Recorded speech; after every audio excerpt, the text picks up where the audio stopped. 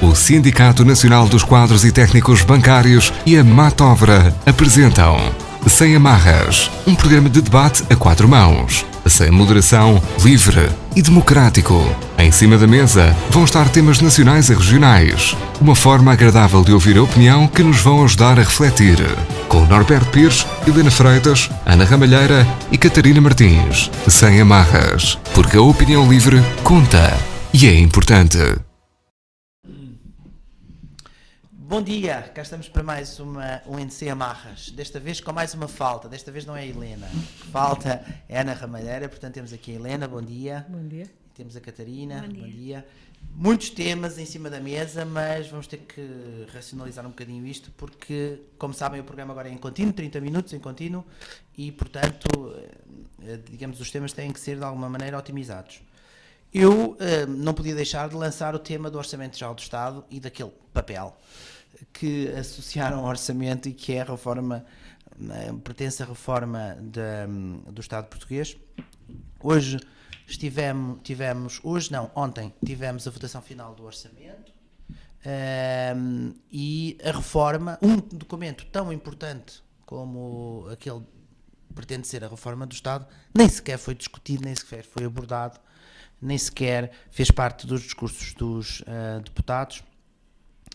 E aquilo que eu gostava de dizer aqui, sendo conhecido o meu pensamento político e posicionamento político, é de que tenho muita dificuldade em entender aquele documento. Eu li-o de fio a pavio.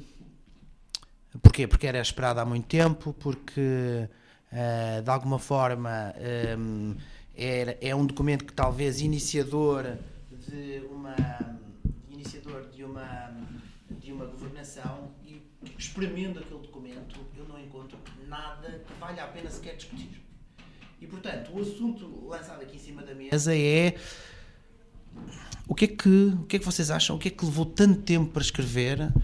O que é que pretende o Vice-Primeiro-Ministro e o Governo com um documento daqueles, tendo em conta que não há uma linha de ação, não há uma ideia, são um conjunto de generalidades. Eu diria que é quase um relato de uma conversa de café. Sobre assuntos que efetivamente têm lá alguns pontos que são interessantes, mas que todos nós dizemos. Agora, não há um encadeamento, não há uma ideia do que é que se pretende fazer. Por exemplo, eu que sou professor universitário, vocês também, eu não consigo entender um documento que não tem um cronograma. Uma reforma do Estado que não tem um número, um cronograma, uma justificação. São generalidades verdadeiramente identificadoras da pessoa que assina aquele documento, que é Paulo Portas, e que, enfim, aquele é o seu estilo de fazer política. Eu não sei se têm alguma... Se leram primeiro, porque dizer mal de um documento sem o ter lido é capaz de ser difícil. Se o leram, se têm esta opinião, se tiram alguma coisa de positivo. Eu à Catarina diria, se tira alguma coisa de positivo, vá, porque sei que de negativo tira muito, mas tira alguma coisa de positivo. E se aquilo, porque você é conhecida por isso, por ser contestatária, mas acho bem. Helena, como diz aqui o senhor Lino Vinhal, aqui o nosso o chefe da rádio. Com muito orgulho, Refilana. Com muito orgulho, Refilana, está a ver?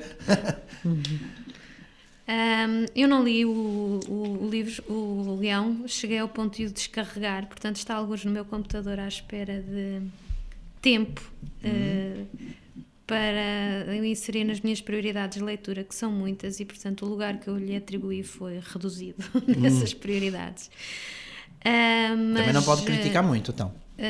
Não posso falar apenas do que ouvi dizer e do que me parece ser. Nós aliás já tínhamos abordado essa questão aqui, penso que há 2 programas atrás, que falámos quando é que vem afinal este tão esperado documento, e ele vem na véspera ou na antevéspera do dia em que se vota o Orçamento Geral do Estado, e portanto só pode servir, como o que eu já disse na altura, como uma manobra de diversão. Quer dizer, tivemos muitas esta semana, tivemos a imprensa dedicada às desavenças do casal Carrilho, tivemos as proibições da Ministra à Associação de Críticas relativas ao número de animais que se pode ter dentro de um apartamento, e depois culminámos com esta encenação do Ministro Paulo Portas em relação à pertença à reforma do Estado, que acabou de dizer o Norberto que terá levado tanto tempo a escrever, não levou nada. Aquilo foi uma coisa que se arranjou ali do pé para a mão para apresentar e justamente não se focar as atenções na verdadeira reforma do Estado que já está em curso e que está materializada nas opções do orçamento. Portanto, o verdadeiro documento da reforma do Estado é o Orçamento Geral do Estado, que é a continuação de uma política que nós já temos vindo a assistir, portanto não é nova, não é um documento iniciador, é um documento de continuidade de uma política imposta pelo exterior. Não são, no fundo, o documento em si será, como se disse, um conjunto de generalidades, um documento de 100 e tal páginas escrito em letra garrafal que se reduz na realidade a 30 páginas, cujas fontes não sequer são citadas como nós autorizaríamos a um aluno do ensino básico, eu diria do ensino básico, porque eu à minha filha ensino a fazer uma referência bibliográfica decente e acho isso um mínimo de respeito que há pelo leitor em relação à procura de informação. Portanto, não há gráficos, não há números, como estivemos aqui há pouco a discutir um bocadinho antes do programa, e também não há ideias que são novas, certamente, porque o programa já está em curso, não é? E o programa é um programa de quê? Da destruição do Estado Social, é um programa de privatização das escolas, é um programa de entrega da saúde aos privados, é um programa de privatização da segurança social, é um programa de entrega das pensões à banca, entrega fundos de capitalização que seguramente serão desvalorizados a curto prazo e, portanto, estamos a entregar os nossos velhos a situações de desumanidade terrível. É aquilo que nós já estamos, é o despedimento de mais funcionários públicos e é, finalmente, também aquele pacto que se pretende construir com o PS para a revisão da Constituição, para integrar essa tal regra de ouro que será o cumprimento das metas orçamentais e, portanto, que nos tolherá definitivamente para o futuro se a revisão constitucional for avante. Portanto, aquele que realmente tem sido ainda o nosso porto seguro, que é a Constituição, através da ação ainda meritória do Tribunal Constitucional, que tem sido demonizada na retórica do Governo para poder passar as medidas que mais atacam os portugueses e as portuguesas, está aí consagrado. Portanto, não é nada, de novo, não demorou assim tanto tempo a escrever, já está a ser escrito há muito tempo este guião. E, portanto, podia aparecer agora, como podia aparecer noutra altura, apareceria quando estivesse a ser discutido o verdadeiro guião, que é o orçamento, para que nós não olhemos para ele com os olhos que devemos olhar. Sim, mas nós olhamos, você olhou, Helena olharam para o orçamento. Estou aqui a dar a minha perspectiva crítica, mas, portanto, temos aqui uma manobra de diversão de um demagogo populista, como sempre foi Paulo Portas, e temos que olhar para o que está a ser votado hoje na Assembleia da República. Votado. Foi aprovado com voto contra só dos deputados da maioria, e depois com todos os outros. E de um deputado da Madeira. Sim, da maioria. Deputado da maioria e depois... Mas a ideia que eu já defendi aqui e que defendo é que o Estado está realmente em reforma, não é? Está a ser destruído. O Estado Social tal como o conhecemos. Portanto, há um programa ideológico, que é o programa da Troika. O Governo não precisa de ter ideias originais. Está a seguir está a ser instrumento de uma governação que já não é nossa, que é externa. Portanto... Há muita gente na área ideológica da maioria, digamos assim, que defende... Por exemplo, ainda ontem, numa conferência da Exame, o ex-ministro da Economia, é engraçado, quando ele era ministro da Economia não dizia nada disso, mas enfim, dizia que defendia, por exemplo, digamos, a extensão do período de dívida por 40 ou 50 anos, para que pudesse ser paga com mais, não haircut, nenhum tipo de não pagamento, como diz o Bloco de Esquerda, mas, por exemplo, a possibilidade de pagar com mais tempo e com isso... esse tipo de posições já não são assim tão, eu diria, como é que é dizer, os partidos, as pessoas na área da maioria do PSD e do CDS começam a ter posições diferentes, obviamente não se manifestam no Parlamento, mas com significado, mas eu começam a aparecer. Bom, se me permite, então, eu tive realmente fora ainda bastantes dias e, portanto, tive praticamente ontem e um pouco esta manhã a oportunidade para recapitular aquilo que foi a imprensa nacional nos últimos tempos, mas eu, de uma forma geral, subscrevo aquilo que disse a Catarina relativamente, digamos, à intenção em curso de destruição do modelo de Estado Social que nós temos, não apenas em Portugal, mas eu penso que até é uma questão bastante mais alargada, infelizmente, um processo bastante mais amplo, mas enfim, neste caso, no caso português.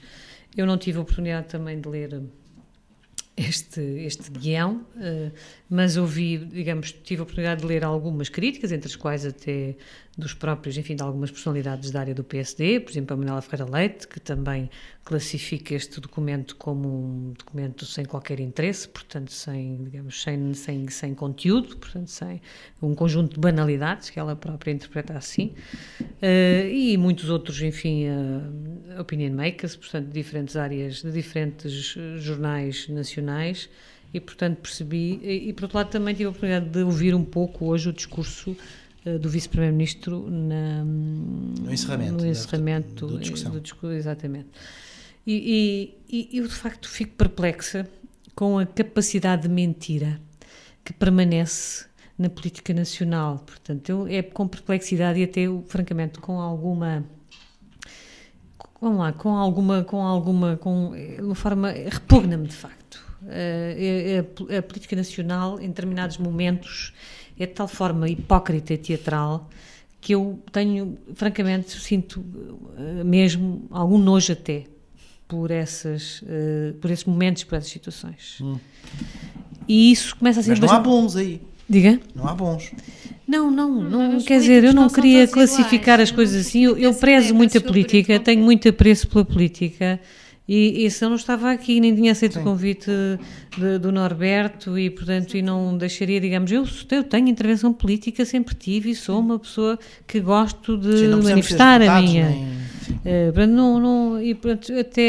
Portanto, o que me repugna a mim é exatamente isso, é perceber a manipulação da política digamos, na praça pública, e o mal e a perversidade que daí pode advir até para a própria democracia e, sobretudo, para a interpretação dos portugueses. Quer dizer, porque eu tenho a certeza que, enfim, uma grande maioria dos portugueses não tem, digamos, a proximidade e o nível de conhecimento, às vezes, para conseguir, de facto, interpretar e perceber aquilo que é verdade e aquilo que não é verdade. É claro que a mentira sempre fez parte, de certa forma, do debate político, sempre esteve lá, não é? Mas o que acontece hoje... Eu não sei se é mentira, eu diria mais a ausência total da verdade, vá. Mas o que acontece hoje é de uma perversidade. Sim, agora é mentira mesmo descarada. Um vice-ministro, Paulo Portas, hoje no Parlamento, defendia, portanto, o programa de austeridade que nos conduziu até aqui, com uma tal convicção, portanto, como sendo de facto, e o momento a que chegamos, o advento do que vai ser fantástico, da libertação comparável, 1580 e 1640, nós passamos de 1580 em maio de 2011 para 1640, que é o que ele vai... este governo e ele vão gerar em junho do próximo ano. Portanto, é essa a imagem, a metáfora que ele utiliza para esta senda de glória, parece realmente quase o imperador de Roma a chegar ao palco. Portanto, ele de facto, todo ele é um protagonista de um teatro, não é? Que é chocante. Quer dizer, este mesmo senhor, há 3 ou 4 meses atrás, bateu com a porta dizendo que a saída dele era irrevogável, não é?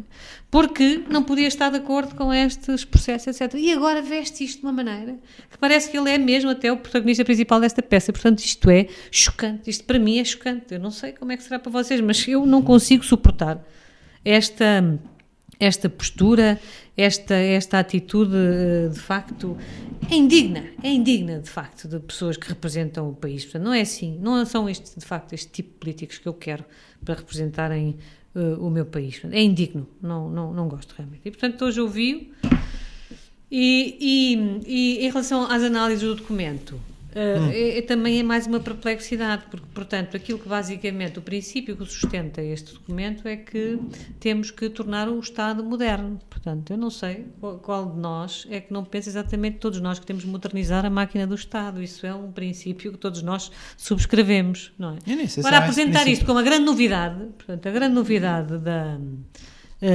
do discurso parece-me uma coisa absolutamente inacreditável. E depois aquilo que de facto percebo é que, como vocês já disseram, enfim, o documento parece-me que não tem em si mesmo nada propriamente de novo, nem de facto de... Sim, mas há o argumento é de que ele poderia ser o início. Que é a única mas o início coisa... 2 anos depois, mas nós andamos a falar da forma do Estado. Ok, mas tudo bem, vamos dar-lhe o benefício da dúvida, que é não, difícil, eu acho que sei. Diz a Catarina e com razão, há um timing, quer dizer, é preciso associar agora o Orçamento de Estado, de facto, a mais uma falácia, mais Sim. uma... É mais uma, claro. Enfim, um Isso é claro que ele é uma manobra de diversão, mas enfim, o portanto, princípio isso, é uma nova diversão e não só, mais grave do que isso, porque de facto isto está a ser colado a um pós-junho de 2014, portanto a um programa eleitoral claramente, não é? Está a ser colado a um programa eleitoral, isso é gravíssimo, sim, não é? E portanto, e todos percebemos isso muito claramente, e eu acho isso inacreditável, como é que o PSD suporta isto? Sim, mas o PSD não suporta. Está a falar da direção do PSD. Este indivíduo está a apresentar o seu programa eleitoral ao seu eleitorado, é o que isto é, basicamente é o que isto é, do que isto se trata, ao mesmo tempo que afirma uma posição pública de protagonismo, não é? Neste momento, portanto, ele quer assumir, ele está a assumir neste momento, ele passar 3 meses, bater com a porta e dizer que a ceia dele é irrevogável, ele está a assumir o protagonismo, não é? De uma nova era, de uma senda de glória que aí vem, que ele vai libertar o país, quer dizer, ele é o libertador do país, de 1640, não é? E vai lançar o país para a glória em 2015, com a vitória dele em pertença às eleições. nas novas eleições. É preciso ainda que os portugueses Mas votem. quer dizer, mas ele faz isto. Sim. Isto é um teatro total. Aquele indivíduo é uma coisa, é a coisa pior que nos podia ter acontecido, de facto. É verdade. Eu hoje penso isto, francamente.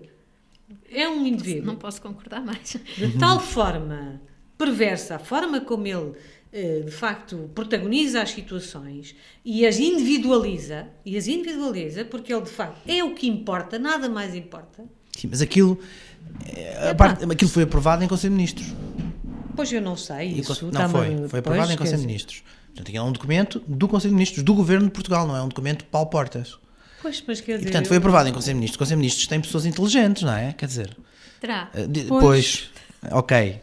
Estamos agora aqui num momento de indefinição, mas tem, não é? Quer dizer, tem o Nuno Crato, tem uma data de gente. Tem pessoas inteligentes para perseguir um programa ideológico que está pré-traçado. E essas pessoas aprovaram aquele documento como sendo o início, esse é o argumento, o início de um debate da reforma do Estado. Mas não é possível isso é pois, exatamente, é isso que o meu argumento. Aquilo não é nem início de nada. Não, isso é a retórica para o exterior, não é? Mas agora, como é que um Conselho de Ministros que tem muita gente do PSD e, portanto, e aquilo aceita que aquele documento... A decadência da nossa política, a decadência dos nossos políticos é realmente... Mas é geral, não é só a maioria. Ou é eu neste momento vejo uma ausência total. Mas quem subscreve estes documentos miseráveis, quem subscreve estas coisas são estes, não é? O resto votou contra isto, seja lá como for, votou contra o orçamento, etc. Portanto, a verdade é essa. Agora, que nós, enfim, entendamos que o protagonista A, B ou C da oposição podiam ser diferentes, mas isso aí é que nós não sabemos, enfim, isso é uma incógnita. Agora, estes são, de facto, aqueles que estão a assumir, não é? O ónus daquilo que preconizam. Isso eu não posso entender de outra maneira. Como é que há uma outra, porque vocês, eu não sei, algum de vocês já foi deputado, não? Eu não. A Catarina não.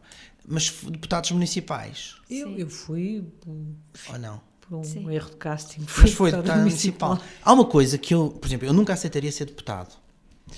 Nem nacional, municipal talvez, não sei, mas nacional nunca. Porque, por exemplo, eu hoje votaria contra o Orçamento de Estado. Sim. Votaria contra. E não entendo, quer dizer, uma pessoa que aceita ser deputada aceita um conjunto de regras, nomeadamente a disciplina partidária. Depende do partido em que está.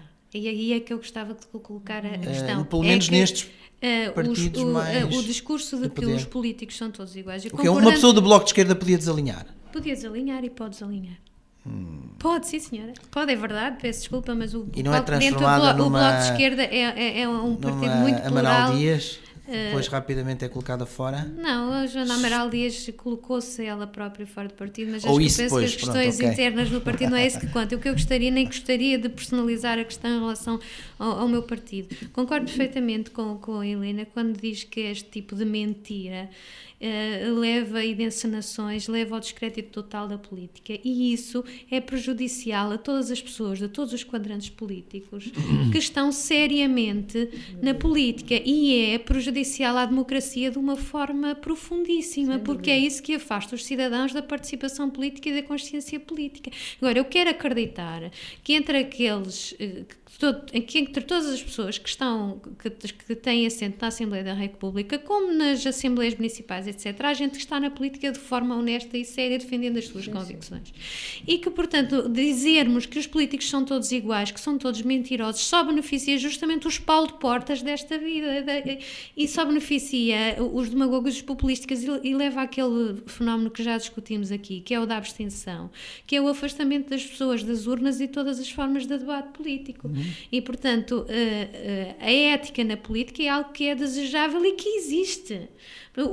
Mas nós vimos muito poucos exemplos de ética. Eu penso que os nossos média são também uma forma, e a forma de veicular estas encenações e estes fé-divers e estas manobras de diversão, são uma forma de alimentar justamente os demagogos, os mentirosos e a política que é feita com falta de ética, e de não dar possivelmente a voz que poderiam ter aqueles que fazem política de forma séria. É certo que são cada vez, de acordo com isso, cada vez menos, mas estamos a prejudicar-nos a todos e a todas. Estamos a prejudicar o país, estamos a prejudicar... Isto não é um fenómeno apenas nacional, quando dizemos ou alimentamos o discurso de que os políticos são todos iguais. Não são, efetivamente. Há quem se bata com extrema generosidade, com extremo sacrifício das suas vidas pessoais, por um bem-estar coletivo e com seriedade, dentro de que são as suas convicções, que podem ser as mais opostas, mas que o fazem. Eu acredito nessa generosidade e, de outra maneira, não estaria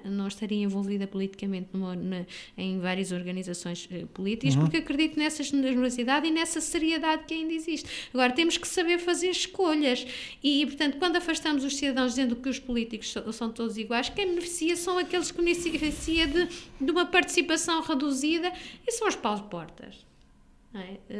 Afastando os eleitores, eles estão a conseguir vitórias eleitorais. Mas eu estou de acordo consigo, mas não tenho dúvida também em dizer, portanto, estou completamente de acordo, até porque eu também acho, aliás, como em todas as categorias e em todos os universos profissionais e não profissionais, nós temos de facto pessoas que são mais generosas, menos generosas, até pela causa, em prol da causa pública. Portanto, eu concordo com isso, mas não há dúvida que nós estamos a viver um período particularmente negativo, não é? Sim. Quando, de facto, em vários contextos, não apenas até ao nível da administração central, mas até, enfim, em todos os local, setores, até regional, não é? sim. Nós temos essa percepção, não é? De que, enfim, lamentavelmente, ou porque o cidadão comum se afasta mais, ou porque, de facto, enfim, isso seria uma análise sociológica que também não se justifica fazer neste momento, julgo eu, mas é verdade que isto está a acontecer e, portanto, nós temos um afastamento muito claro, digamos, e uma tendência, houve durante algum tempo uma tendência, de facto, a concentrar nesses órgãos, sobretudo os órgãos que têm maior protagonismo, não é? Na cena pública, de facto, esses outros, ou uma consideração maior, de facto, daqueles que se calhar não têm a competência para lá estar. E, portanto, nós vivemos um momento crítico nesse aspecto. Julgo que sim, é verdade o que diz também, que não é nacional, isto não é exclusivo nosso, não é? Isto é um fenómeno bastante mais generalizado, que também acaba por estar muito determinado precisamente pelo momento que vivemos, em que de facto o Estado tem perdido muito para a economia, quer dizer, que de facto são outros os valores, quer dizer, em que o mundo financeiro de facto se apropriou em muitos casos da capacidade de intervenção do Estado. Há inúmeros exemplos. Eu acho que a manipulação faz parte de uma estratégia calculada, sem a qual as políticas de austeridade não poderiam vingar, e de uma forma relativamente pouco contestada, se compararmos com o que aconteceu, por exemplo, com o povo grego, etc. Quer dizer, quando é implementada uma medida de austeridade grave, há sempre um discurso anterior que faz encarar a possibilidade de uma coisa muito mais grave, uma coisa pior, para que depois a que vem a seguir seja considerada um mal-alerta. Portanto, há aqui estratégias de comunicação que são calculadas e que não são também exclusivas de cá, já as vimos, e que levam a uma manipulação enorme da opinião pública. E, portanto, isto está minado, a ética política desapareceu. Pois, mas é como eu digo, não há assim muitos exemplos de ética que permitam, neste momento, que permitam à população, porque o que eu diria é assim, nada de nenhuma reforma vai resultar porque as pessoas não acreditam em ninguém.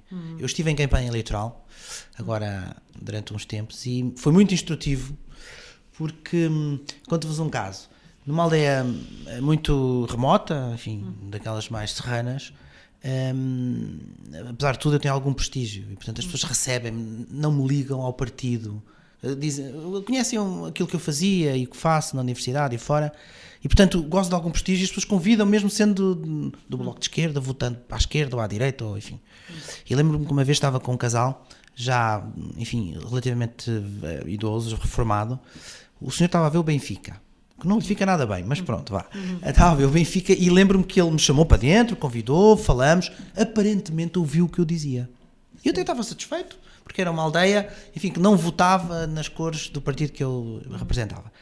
E a determinada altura, assim, do nada, nada o provocou, eu estava até algo satisfeito que ele me estava a ouvir, ele dizia, sabe o que me deixa dormir à noite? É que eu não votei nestes ladrões. Ou seja, aparentemente o senhor ouviu-me, mas havia dentro dele uma revolta e não tinha nada a ver com o partido do governo, era, se fosse outro partido qualquer era a mesma coisa, foi alguém que lhe tirou benefícios, e isso é muito difícil de alterar. Nós não vamos, ou seja, eles não acreditam em ninguém que lhes aparece ali a dizer que atua de maneira diferente, é diferente, tem ética, não, olha, eu proponho isto e isto, esqueça o partido, esqueça o passado, é isto que eu lhe estou a propor. Ou seja, qualquer projeto de reforma vai passar por alguma coisa parecida com uma revolução. A ideia que eu tenho, não é uma revolução, não precisa ser violenta, mas algo vai ter que acontecer, porque tem que haver algum corte, porque efetivamente as pessoas não acreditam em nada. Porque eu, quer dizer, não sei. Isso explica a falta de votação, em minha opinião, explica a abstenção. Há um sentimento, eu acho que há um sentimento generalizado, não é? Não nos portugueses e não só nos portugueses, portanto é um sentimento generalizado nas democracias europeias até, em que de facto nós atingimos, não é? Atingimos de facto uma ruptura muito grande entre, enfim, a sociedade civil e aqueles que são de facto os condutores, não é, das opções políticas e estratégicas de cada nação. Portanto, eu acho que isso aconteceu e é um fenómeno bastante generalizado. Mas também é verdade que tudo isto, nós vivemos um momento crítico a muitos níveis e, portanto, que há uma percepção que ninguém quer assumir, não é, de que este modelo está esgotado. Está esgotado Sim. em Portugal e está esgotado no mundo. Portanto, nós esgotamos um modelo de funcionamento do sistema político que ninguém quer assumir. E, portanto, vamos empurrando uns e outros, mas é evidente que nós chegamos a um fim de regime aqui, um certo fim de regime neste momento. Global. Portanto, nós vamos ter também. que ser suficientemente criativos e designadamente na Europa, mas não só. Para com isso não pôr em causa a liberdade, para não pormos em causa as coisas pode mais haver importantes. Pode haver, sim. Temos que ter muito esse cuidado, sim. E portanto eu estou convencida que à medida que conseguirmos atravessar essa penumbra da manipulação dos mídias, essa pressão, porque qualquer pessoa que hoje que tenha representatividade, que venha para a opinião pública dizer que este sistema acabou, está esmagado. Essa voz não se ouve e não se vai ouvir. Não se vai ouvir, não é difícil romper, ainda estamos a penumbra ainda é intensa. Portanto, isto vai, mas eu acredito, quer dizer, que a convergência crescente de vozes, precisamente para anunciarem de facto que é necessário construir sobre outros alicerces É preciso romper com uma lógica esgotada, não é? Quando conseguimos convergir cada vez mais pessoas a um nível global, porque o mundo hoje, o universo hoje, mesmo da política, tem que ser esse. Sim, não tem fronteiras, não é? Tem que ser esse. Eu julgo que sim, que conseguiremos começar a mudar também. Até aí, eu não acredito que seja porque em Portugal, de repente, temos um interlocutor que afinal tem crédito, ou tem mais crédito junto das populações. Não é possível, não vai ser possível. Portanto, eu penso que haverá aqui uma revolução, sim, mas é uma revolução nos ideais, digamos, da própria forma como nós vivemos e acreditamos que é possível ter um mundo novo. Quer dizer, francamente, acho que a revolução que está a acontecer vai ser essa. Por onde é que ela passa? Pela percepção do esgotamento dos recursos, pela percepção das injustiças sociais, pela percepção, de facto, da inequidade da distribuição de riqueza, enfim, por muitos valores, certamente que sim, valores até, eu julgo que o que faz neste momento falta à política é recuperarmos o valor da dignidade humana, portanto, e é verdade que isto, que tipicamente e tradicionalmente foi muito mais associado até a uma certa religiosidade ou cristianização, não tem que ser, o valor da dignidade humana deve estar presente e de forma... O valor do humanismo, transversal, não é? o valor do humanismo. A política precisa de ir buscar isto, precisa de ir buscar, de recuperar... Mas isso implica uma geração nova na política, porque eu não acredito que estas pessoas... sejam capazes de o fazer. Eu no outro dia vi e com isso vamos terminar, num encontro de jovens, ia a passar, e as pessoas estavam a discutir e tal, e por trás estava um cartaz que dizia assim: não pagaremos a vossa dívida. E eu achei aquela frase mais revolucionária que já vi na vida. Ao nível de qualquer uma do Che Guevara ou qualquer coisa assim. Não pagaremos a vossa dívida. Sim. Quando alguma organização de juventude com dimensão disser isto e afirmar isto, muda. Eu penso que temos que mobilizar os nossos jovens para isso. Não é? Eu a dar ideias ao Bloco de Esquerda. Não é o Bloco de Esquerda, mas esse é um dos slogans que está a falar de um movimento, por exemplo, que se lixa a Troika, que é um movimento com muitos jovens e muitos criativos. Mas não tem força esse que se lixa a Troika. É muito circunstancial. Esperemos que já teve muitas, já reuniu meio milhão de pessoas em manifestações. Não estou a desvalorizar. E tem, sobretudo, muitos jovens, muito criativos, com situações que são novas e que, portanto, que os movimentos sociais, como os sindicatos, etc., não conseguiam nas suas estruturas mobilizar e que provavelmente é preciso inventar para criar essa nova revolução política que está. Mas já viu isso? O momento em que vivemos agora é um momento em que os políticos atuais foram buscar dinheiro ao futuro para fazer coisas. Sim. As pessoas do futuro dizem: olha, não. Mas o dinheiro vai ser outro. Uma das coisas que surgiu esta semana e que não falámos é que 120 mil portugueses e portuguesas emigraram este ano e, portanto, são sobretudo jovens. E imigram mais pessoas do que os que nascem. Qualificados, sim, imigram mais pessoas do que nascem e, portanto, temos o nosso futuro hipotecado. E essas pessoas... Eu não dramatizaria isso assim. Eu percebo isso. Não, eu dramatizo porque são pessoas qualificadas que vão exercer funções muito abaixo daquilo para que foram formadas e que investiram e, portanto, têm um futuro. É uma imigração completamente diferente daquela que conhecemos nos anos 60, mas estes jovens certamente terão uma palavra a dizer, mesmo a partir do estrangeiro. Do estrangeiro, claro. É, exatamente. Muito bem, foi uma agradável conversa. Terminamos aqui, voltamos para a semana com mais um Sem Amarras. Até ao próximo fim de semana. O Sindicato Nacional dos Quadros e Técnicos Bancários e a Matovra apresentam Sem Amarras, um programa de debate a quatro mãos, sem moderação, livre e democrático. Em cima da mesa vão estar temas nacionais e regionais, uma forma agradável de ouvir a opinião que nos vão ajudar a refletir. Com Norberto Pires, Helena Freitas, Ana Ramalheira e Catarina Martins. Sem Amarras, porque a opinião livre conta e é importante.